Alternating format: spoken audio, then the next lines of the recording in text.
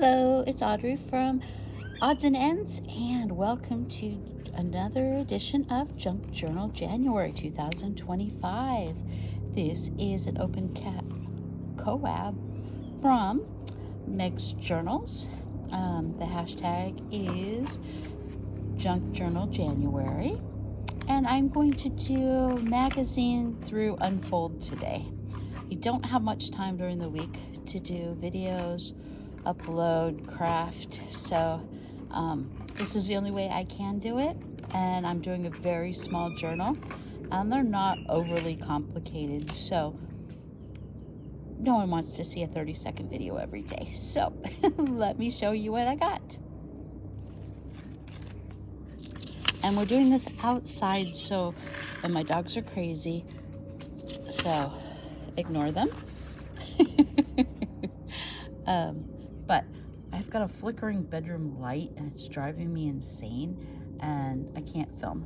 So magazine had me stumped. I'm like, I don't want to cut out things in magazines. And then I was looking through my old stash. We're talking old. I'm 55 and I have a kid who's 35. I have a lot of memorabilia. Well, I found this page of what I was looking for. Do you remember those ads where you cut out the magazine subscriptions that you wanted? They were like little postage stamps and you lick them on your order form and you'd send them away to go get 5 magazines for whatever amount of money, kind of like the record month of the club, but they had magazine ones. And I was looking and like, by any chance in any of my stash do I have that? Because it would show all the vintage, older style magazines. Okay, not vintage, but you know what I mean. Actually, it's over 20 years old. They're not antiques, they are vintage. But of course, I don't have that still. I have nothing that I want. But I did find this page of highlights for children's stickers. And my kids love this magazine. And so I did a background of pages with certain colors I wanted to highlight, and this, I liked it because it looked like books, and I had the book sticker here, and bring the orange out for the skateboards, and obviously I need to re-glue this edge down. These stickers have really lost their effectiveness, and this is the back of the sticker page where it says the magazine's name, and we have this, it's almost opaque, but not quite, just slightly transparent. So that is my page for magazine. And then we have overlap. And we have from Stamping Up, Creative Memories, Stamping Up, I don't remember which pack it came from. It's a journaling page. The lines are on the other side, but obviously I'm not using the lines. I glued it down on my green page. This and this are pretty much semi-transparent like this one is. So I went with, this is layers, and I had this green stripe paper that I liked, and I have these stickers that were on clear acetate. And this is a tag, Life is Beautiful, and the green comes through. I had a little bit of eyelash ribbon there. And then I wasn't, I'm like, I kind of like the negative of that circle. So I've used it. And I added these disco flower stickers that I get from Sticky Month of Sticker of the Month Club. And they just make me laugh. Of course, since I put them over things, the layers do crease the stickers, but I can live with that. And you have to glue them down because while it's stuck on this, it did not stick on this. So very interesting. And then I added little stars shapes everywhere. So that is my page for overlap. Let's see, next page. 1 second. Okay, we have opaque. And of course, I wasn't planning any of this. I was just like, I'm like, darn, I could have used those papers I just used for opaque.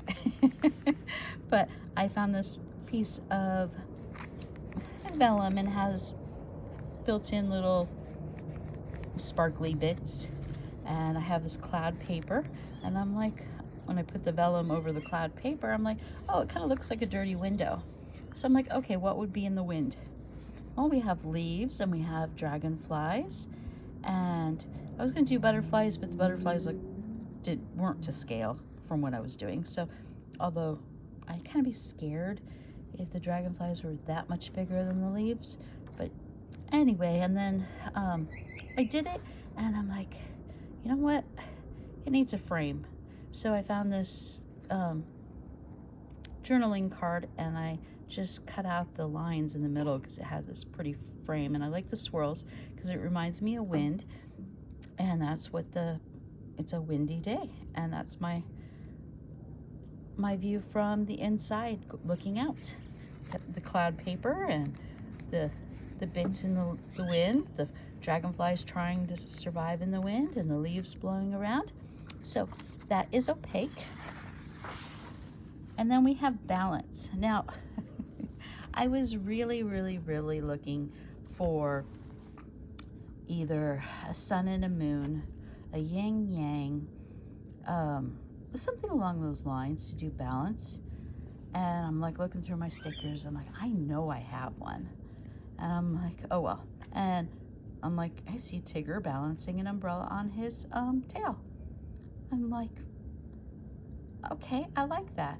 And I'm like, it's in the rain. And it was a sheet of all of Tigger and Pooh and Piglet in rainy scenes. And I'm like, they're happy, but it's raining. We have balance here. And I'm like, okay. And then I found an old piece of scrapbook paper that had just umbrellas and raindrops. And it was like a watercolor in the background, but I decided to paint it with acrylic paints to make more dimension and depth to the page. And then I added the little raindrop spots. And there is Pooh balancing his umbrella to get his honey pot that's floating away in the river. And we have Tigger balancing his umbrella. So there is balance for you. And I'm not just want to show you one page at a time. Okay, we have neutral. Now neutral, if I think of neutrals 3 different ways. Neutral could be all of one color. And I tend to think green is neutral because I am a florist by trade. But a lot of people think black and white is neutral. And then my other version of neutral is beige creams, you know, light browns, those colors. But I decided, since my last challenge when I did neutral, I did green. And I'd seen this picture, this congratulations card when my son Jack was born. And this is from my friend Kat, in case she's watching. I love the image of the mom and the baby here. So I cut that out. I put it on black and white paper. And the quote on the card was, "Babies take you to a magical place, a place you never even knew existed." And I added this little piece of music because I thought it looked a very good page. Added a little swirly black and white brad and inked it up with storm blue paint. Black was a little too harsh for that page. So, okay, next we have unfold.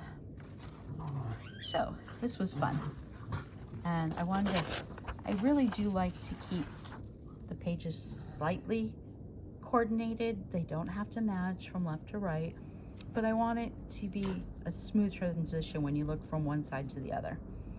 So we have a black and cream base paper, and I have this black and white fractal sticker, and black and white with pops of color on it, some paper. And I might add a sentiment on here, but I can't think of one, so I'm like, I'm gonna wait until I figure it out.